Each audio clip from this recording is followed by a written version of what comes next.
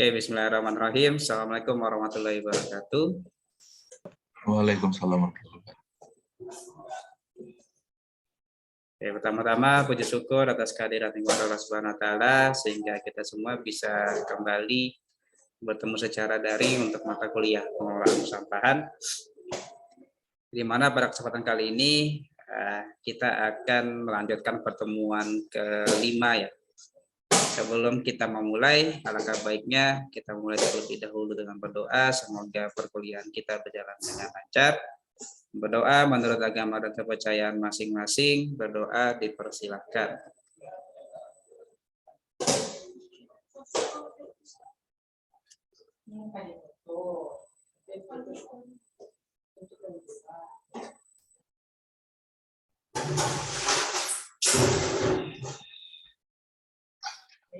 Oke, pada kesempatan kali ini sebagai pengantar seperti biasa kita akan coba review sedikit ya apa yang sudah kita pelajari. Jadi sebelumnya kita membahas pengantar mengenai bagaimana aspek teknis pengelolaan persampahan. Jadi ada beberapa tahapan terkait dengan operasional penanganan sampah. Yang pertama ada apa? Realisasi. Aspek teknisnya mulai dari apa? Mulai dari suaranya jelas Pak? Kedengeran? Jelas. Ya. Tahapan operasional sampah bisa mulai dari pewadahan. Yang pertama pewadahan. Oke, cukup dulu. Latoifu yang kedua apa? Pertama pewadahan, yang kedua Lato. Yang kedua itu ada ini Pak, apa namanya, pemindahan. Masih salah ya. Siapa coba? Arif Kurniawan. Yang kedua apa setelah pewadahan apa dulu? Yang pertama pengumpulan Pak. Pengumpulan dulu ya Pak. Di situ baru pewadahan. Ya, pengumpulan. Setelah itu baru pewadahan. Mulai dari pewadahan dulu, kemudian pengumpulan, setelah itu pemindahan. Selanjutnya apa lagi, Novita? Novita? Ya. Setelah pemindahan apa lagi? Setelah pemindahan, Pak ya? Pengumpulan, Pak. Mundur lagi dia. Oh ya, maaf. Setelah pemisahan kita lakukan daur ulang, Pak. Oke. Masih kurang ya. Fernando Setiawan. Tadi pewadahan, setelah pewadahan itu pengangkutan ya, benar ya. Oke, betul. Jadi pemindahan, kemudian kita ada pengumpulan. Dari pengumpulan kita masuk ke pemindahan pengangkutan. Setelah itu apalagi Wahyudi?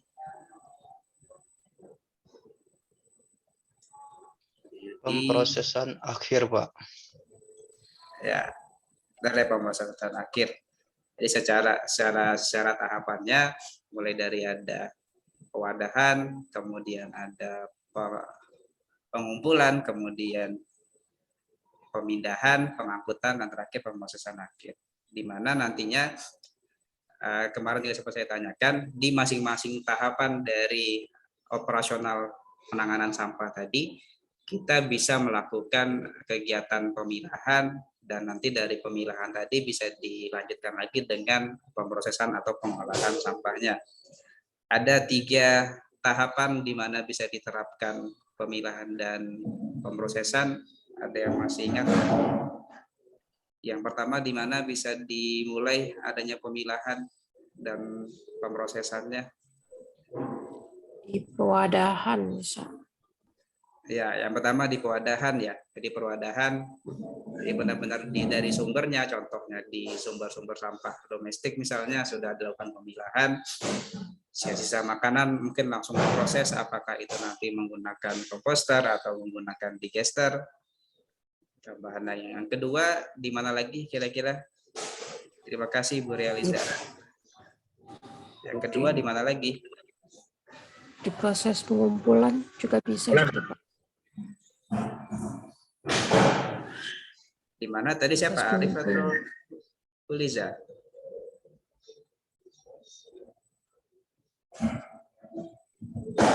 Di mana tadi? Di Yang waktu kedua di pengumpulan, mana? Pak. Pengumpulan Pengumpulan. masih kurang ya.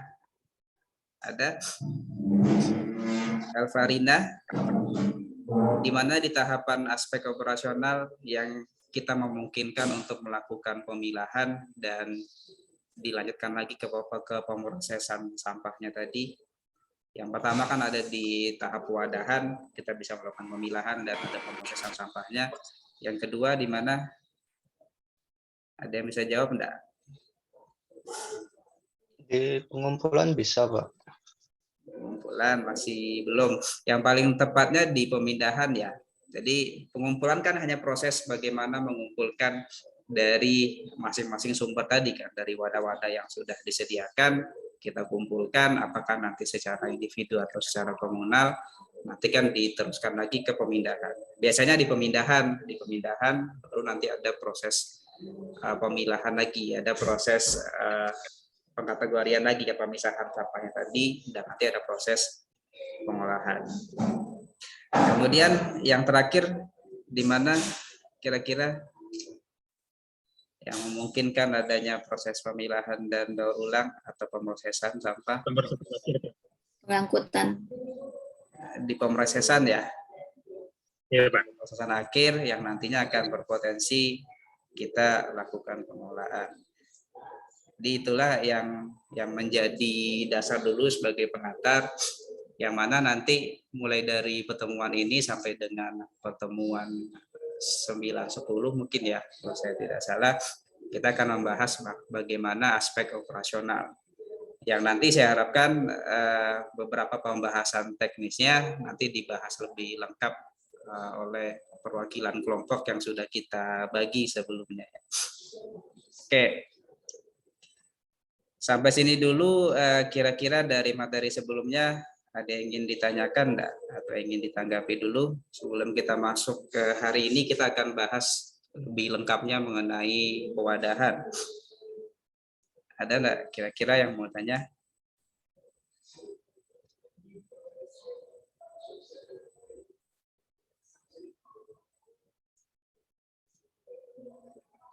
Adakah?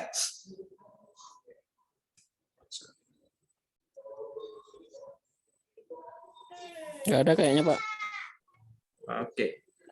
Kalau begitu saya mau tawarkan untuk kelompoknya mau presentasi sekarang atau saya masuk dulu materi. Sudah siapkah kalau untuk kelompok 1 untuk presentasi? Sepertinya, Pak. Sudah? Sudah, Pak. Bahan sudah dikirim ke Pak. Oke, kalau memang sudah, kita langsung dengarkan saja presentasi dari kelompok 1. Bisa dicoba share screen-nya saja. Nando bisa tolong di share screen. Pakai HP, Bang. Oh ya. Coba Abang saya pakai coba. laptop atau pakai HP, Bang? HP juga, Ndo. Oh, HP. Tunggu ya, Bang. Dicoba dulu, Bang. Ya, coba.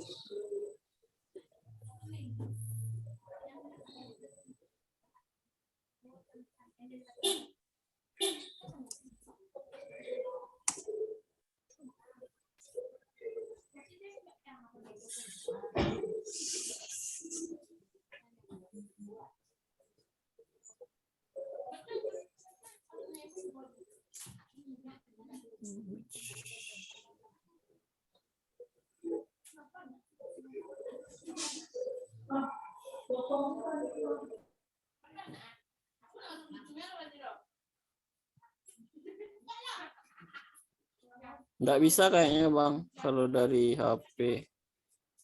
Bisa. Tapi perlu waktu bentar nih lagi nyoba. Bentar, Bapak. Atau materi dulu kayaknya, Bang. Boleh. Gitu. Biar siap-siap juga, Pak, semuanya, Pak.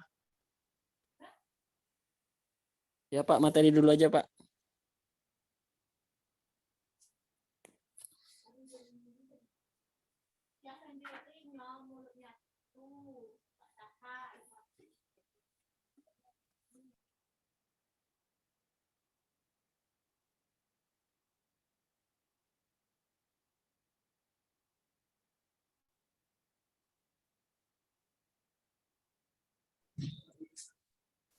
Oke, sebentar saya buka dulu.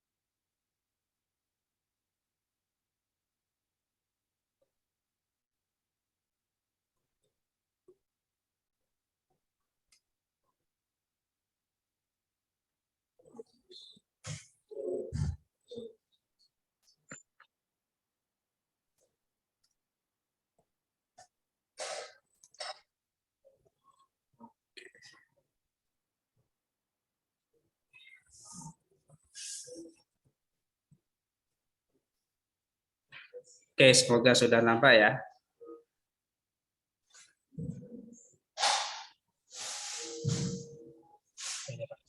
Berapa? Oke, kita lanjutkan. Oke, nanti seperti biasa akan ada beberapa pertanyaannya yang saya siapkan. Jadi silakan nanti bisa dicatat terlebih dahulu untuk nanti dijawab dan dikumpulkan seperti biasa melalui Google Classroom. Oke, kita mulai. Jadi pada kesempatan kali ini kita akan membahas mulai dari bagaimana sistem pewadahan sampah kota di Indonesia, kemudian jenis-jenis pewadahan, kemudian bagaimana cara pemilahan, ada berapa jenis atau kelompok sampah yang nantinya dikategorikan. Dia ada beberapa ketentuan yang berbeda sebenarnya terkait dengan pemilahan di sini. Ada yang 3 jenis, ada yang 5 jenis. Ini tergantung acuan yang dipakai sebenarnya. Kemudian bagaimana karakteristiknya dari wadah-wadah tersebut, bagaimana pola-pola pewadahan yang tersedia, bagaimana perhitungan. Saya rasa nanti kebutuhan wadahnya ini yang saya harapkan nanti akan dibahas lebih lengkap oleh kelompoknya. Jadi terkait dengan volume atau kebutuhannya nanti saya harapkan dari presentasi saja. Oke. Dari pewadahan sendiri, pewadahan merupakan satu aktivitas yang dilakukan untuk menampung sampah untuk sementara. Baik itu digunakan suatu wadah individual ataupun wadah komunal di masing-masing sumber sampahnya. Di mana nanti wadah individual itu aktivitas penanganannya itu untuk sampah individu, sedangkan untuk wadah komunal aktivitas penanganannya itu untuk secara bersama. Ini misalnya apakah itu di lingkupnya itu RT, di satu gang, atau di satu jalan, atau di satu RW, itu tergantung dari, atau di satu perumahan juga memungkinkan, tergantung dari bagaimana pengelola kawasannya itu mengatur terkait dengan pewadahannya. Sedangkan tujuan atau manfaat pewadahan sendiri, yang pertama menghindari adanya sampah-sampah yang berserakan, sehingga nantinya akan mudah dalam proses pengangkutan, pengumpulan, kemudian pengangkutan sampahnya. Dan juga diharapkan menghindari adanya bau yang timbul, jadi ketika sampahnya diletakkan di luar begitu saja, yang menyebabkan adanya bau kurang lebih karena memang kondisi sampahnya dalam kondisi yang basah atau berpotensi ketika hujan dia menjadi basah. Basah di sini yang menyebabkan terjadinya pembusukan sampah yang menyebabkan bau. Kemudian juga diharapkan adanya wadah itu sudah dilakukan pemisahan sehingga sampah-sampah tadi tidak mengalami pencampuran. Pemilahan sendiri, kalau kita berdasarkan SNI akan ada 4 jenis yang berbeda pemilahannya. Yang pertama ada sampah organik, sisa makanan atau sisa dari kebun. Sedangkan sampah-sampah yang lainnya dikategorikan berdasarkan bagaimana karakteristik sampah anorganiknya. Jadi seperti kertas, kardus, karton dan sebagainya, kemudian kaca, kaleng dan sebagainya. Dan juga memisahkan sisa-sisa barang yang B3 seperti baterai, alat-alat elektronik lainnya yang memang ini tidak masuk ke sebenarnya ke lingkup pengelolaan sampah sebenarnya. Jadi B3 ini dikeluarkan dari aspek pengelolaan sampah. Karena dia diatur ada peraturan sendiri. Kemudian pengelompokan lainnya berdasarkan Permen PU 3 PRT 2013 ini lebih banyak lagi pengelompokannya. Yang pertama jelas ada bahan B3 di mana nantinya termasuk kemasan obat serangga, oli, obat baik obat kadaluarsa atau obat-obat lainnya atau sisa dari kemasan obatnya. Kemudian peralatan listrik atau elektronik rumah tangga. Kemudian yang kelompok yang kedua ada sampah yang mudah terurai. Jadi biasanya ini sampah-sampah dari sisa makanan atau sisa masak. Kemudian sampah yang dapat digunakan kembali. Jadi kalau ada biasa beli makanan di luar, sisa dari kemasannya itu yang nantinya biasanya memang beberapa bisa digunakan kembali seperti dusnya atau botol-botol minuman, ada beberapa yang masih bisa digunakan kembali. Sebagiannya lagi itu bahan-bahan yang memang dia bisa didaur ulang.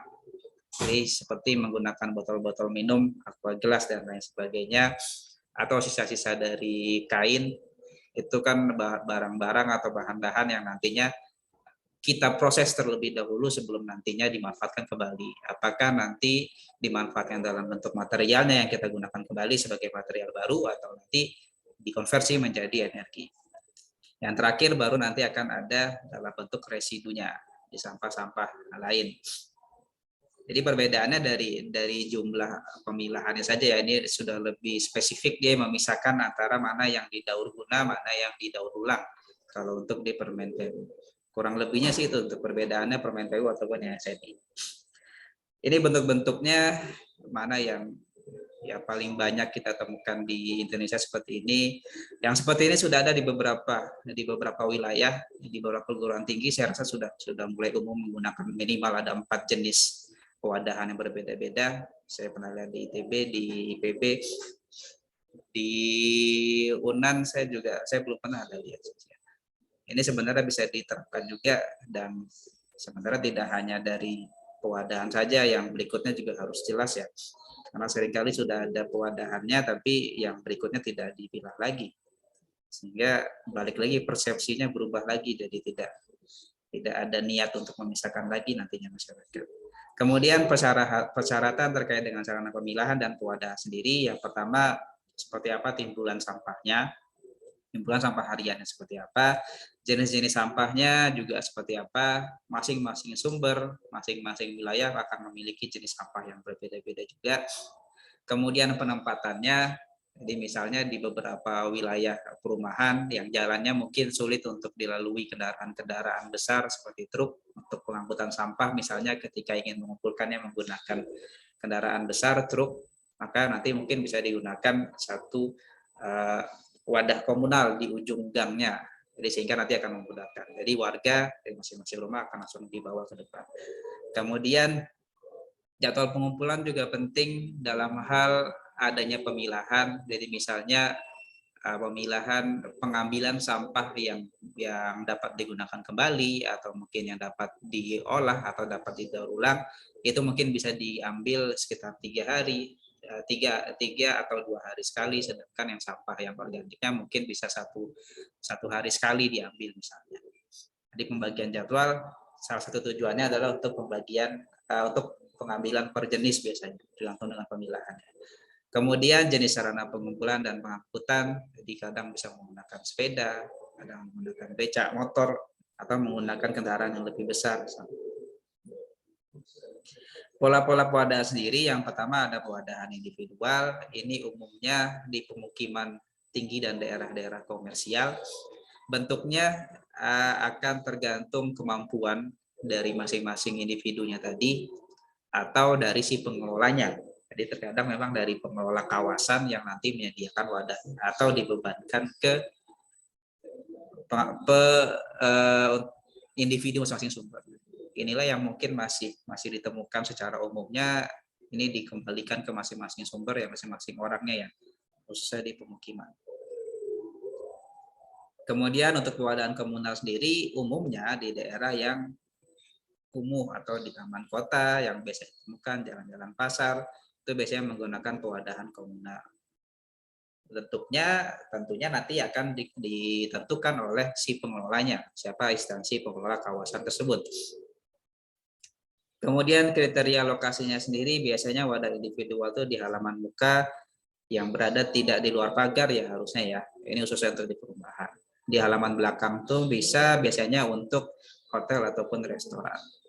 Kemudian wadah komunal sendiri diharapkan memang posisinya tidak diambil lahan trotoarnya, tidak di pinggir jalan, khususnya di jalan-jalan protokol, dia berada sedekat mungkin dengan sumber sampahnya, tidak ganggu memakai jalan sarana umum, berada di tepi jalan lalu lintas, tujuannya adalah untuk memudahkan proses pengumpulan dan pengangkutan nantinya, atau di ujung jalan-jalan kecil. Sedangkan jenis-jenis bahannya sendiri, ini sesuai dengan pengelolanya tadi ya, syaratnya memang dia kedap air, kemudian dia mudah diperbaiki, ekonomis, dan mudah dia untuk dimasukkan dan dikosongkan nantinya. Ini terkait dengan praktikalitas. Kemudian mengenai pelabelan sendiri, tadi sudah cukup dibahas ya, ada dari 5 jenisnya pelabelan biasanya menggunakan apakah menggunakan warna atau menggunakan label-label khusus nantinya yang memudahkan nantinya orang lain untuk melihat yang ini untuk sampah apa. Kemudian ini beberapa contoh, sebenarnya ini masuk ke wadah pemindahan ya kalau di sini ya sebenarnya.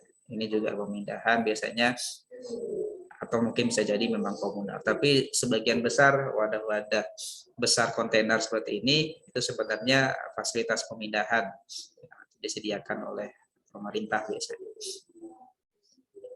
Kemudian di sini pola-pola dan karakteristik pewadahan biasanya membedakan karakteristiknya itu mulai dari bentuknya, sifatnya, bahan, volume dan pengadaannya.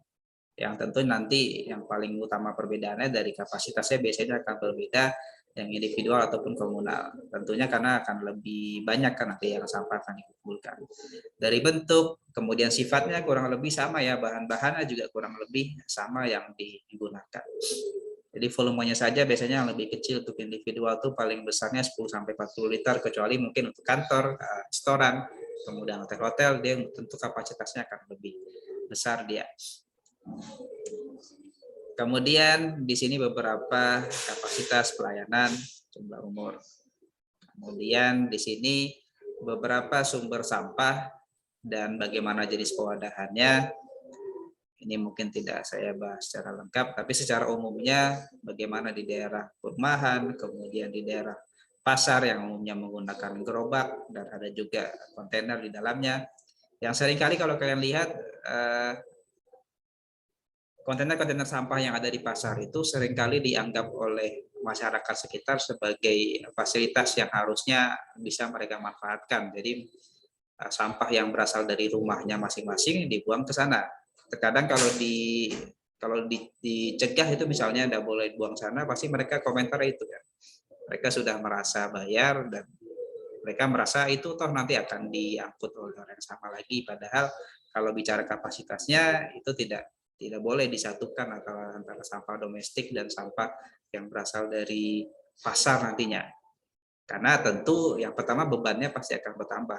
Karena dari awal pasti sudah ada perhitungan potensi timbulan yang dari aktivitas di pasar itu berapa, yang dibutuhkan berapa. Karena pasti ritasinya juga akan berbeda yang pasar dengan yang ada di sampah yang domestiknya.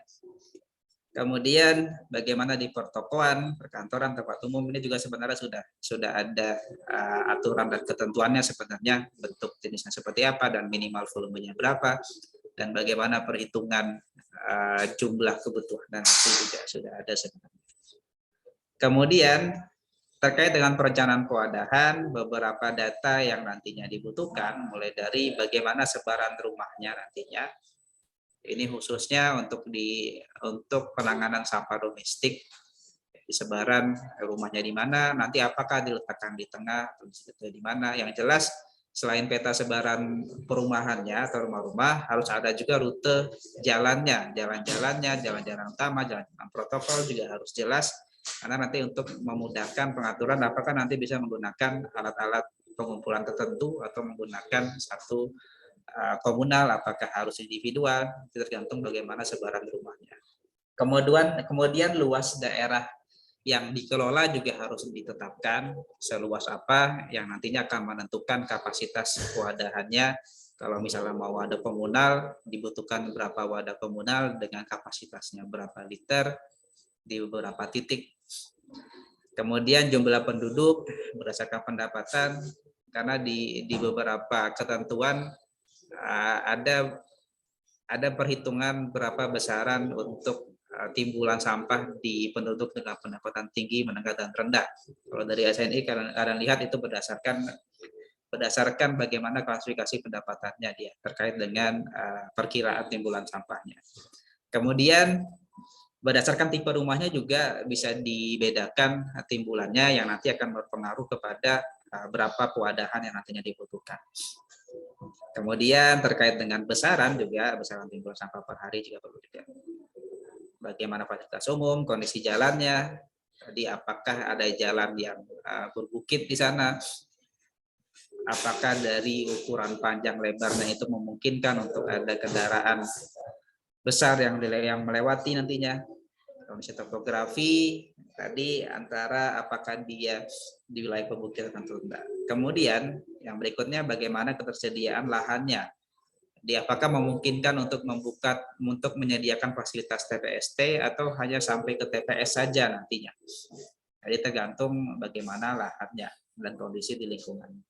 Yang terakhir bagaimana karakteristik sampahnya. Ini akan menentukan jenis pewadahan yang akan digunakan. Selanjutnya untuk penentuan volume dan kapasitas tentu nanti akan dipengaruhi bagaimana jumlah penghuni sampai dengan sumber sampahnya. Nanti silakan dihitung secara lebih detailnya. Kemudian beberapa ketentuan khusus misalnya yang komunal maka penambahan kapasitas sebesar 50% jika pengumpulannya bisa setiap hari. 100 itu jika dilakukan 6 hari dalam seminggu. Ini beberapa klasifikasi pengelolaan berdasarkan jumlah rumah dan ini hitungan secara bakunya perkiraannya ya. Jadi untuk yang 80 rumah berapa sih wadah individual yang biasanya dibutuhkan dengan timbulan sampahnya sekian.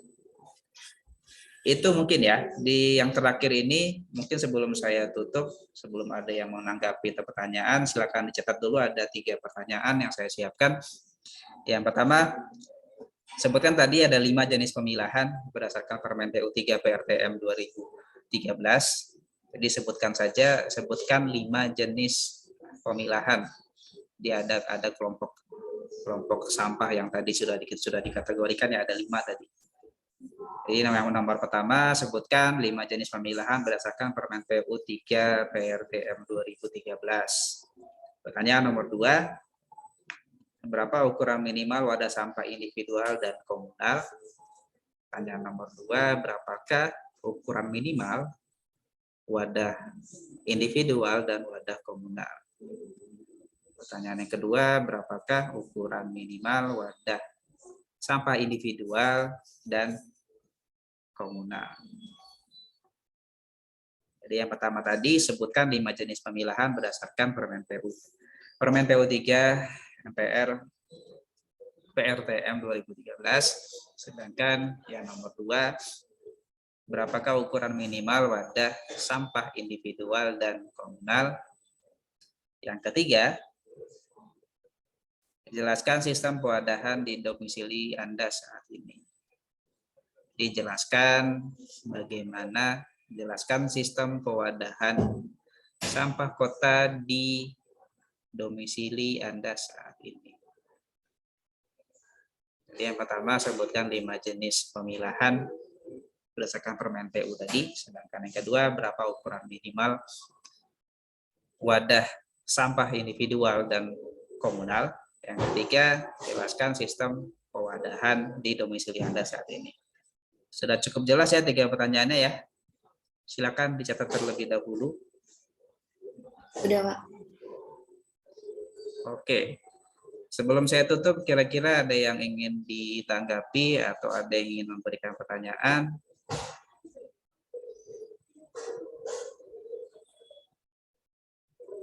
Kita masih ada waktu sekitar 5 menit.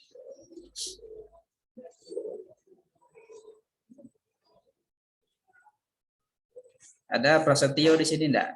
Prasetyo, Elvarina, ada yang ingin tanyakan kah? Ada, Pak. Ada yang ingin ditanggapi atau bisa berikan gambaran sedikit enggak bagaimana sih sistem kewadahan di rumahnya saat ini atau di tempat ibu domisili saat ini? Seperti apa?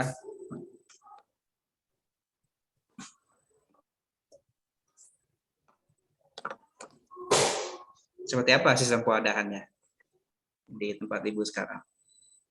Kalau di rumah masih seluruh sampah masih masuk ke dalam tong sampah, Pak. Terus Tong sampahnya ibu yang sediakan atau ada dari RW atau dari RT? disediakan sendiri, Pak. Oke. Karena tempat tinggalnya Oke. masih bukan di kotanya, tapi ya udah di desa, di Di arah mana ke tepatnya? di Jorong Bukit Tamasu, Nagari, Balimbiang, Pak.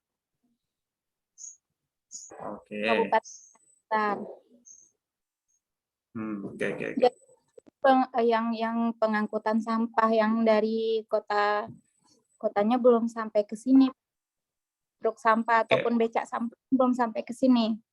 Berarti biasanya kalau sisa dari kegiatan sehari-hari dikumpulkan di wadahnya, wadah dalam bentuk apa? Tong gitu aja. Iya, di tong sampah aja. Terus masih di ini, Pak, masih di kayak di belakang rumah gitu kan ada tempat pembuangan sampah sendiri. Masih kayak gitu aja. Ditumpuk gitu aja. Iya, ditumpuk gitu aja. Kalau udah penuh enggak diapa-apain lagi? Oh, Dibuang kalau ke sana, yang dibuang belakang rumah. iya, dibakar, Pak. Sebagian dibakar ya? Iya, Semuanya dibakar atau sebagian aja? semuanya, masih semuanya. Ah, Belum dipisah-pisah.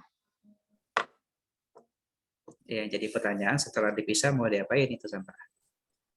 Iya, bingung mau diapain. Belum Ya sampai semoga ke sini. ya Jauh semoga sih. setelah ini enggak, kalau harapan saya sih semoga setelah siap ini setidaknya itu sampah yang nantinya kalau bisa sih enggak dibakar ya, yang nanti itu lagi enggak sebanyak seperti yang sebelumnya ya. Entah dijadikan kompos, entah dijadikan apa lagi, entah dikumpulkan. Sebenarnya masih banyak yang bisa dijual lagi sih sebenarnya. Iya. Soalnya seringkali khususnya di kota besar yang paling nampak itu ya dibuang sampai ke kontainer. Di kontainer sebenarnya sama petugas itu dia sebenarnya bukan tupoksi mereka ya, tapi mereka langsung memisahkan beberapa sampah yang bisa mereka jual lagi sebenarnya. Jadi sebenarnya dari sampah yang kita buang itu masih ada yang bisa dijual lagi, cuman seringkali itu yang enggak tahu kita kan. Jadi terbuang percuma dan malah jadi rusak karena dicampur di awal. Oke, sip. Terima kasih. Ada lagi enggak yang mau sharing? Prasetyo ada enggak? Tadi dia belum muncul. Coba hadir, Pak. Oh, hadir ada. Kalau tempatmu bagaimana? Kalau di sini di rumah masih dikumpulin sendiri juga, Pak. Nanti dibuang, ada tong sampah yang disediakan oleh pihak daerah, Pak. Jadi dibuangnya ke sana, Pak. Nanti di Solok, Pak. Ya, berarti masih tipikalnya individu ya, wadah individu ya. Iya, Pak. Oke. Nanti dari pihak Delana yang jemput kontainernya 2 kali seminggu, Pak. Ada yang jemput ke rumah atau jemput kontainernya maksudnya? Jemput kontainernya langsung, Pak. Oh, berarti antar sendiri ya? Iya, Pak, ditukar, Pak. Ini kontainer yang udah penuh diangkut, nanti ditaruhnya kontainer baru, Pak. Oke, sip. Harusnya sebentar lagi selesai nih Zoom kita. Oke, setelah ini nanti silakan gabung ke Zoom lagi ya. Iya, Pak. Untuk Pak.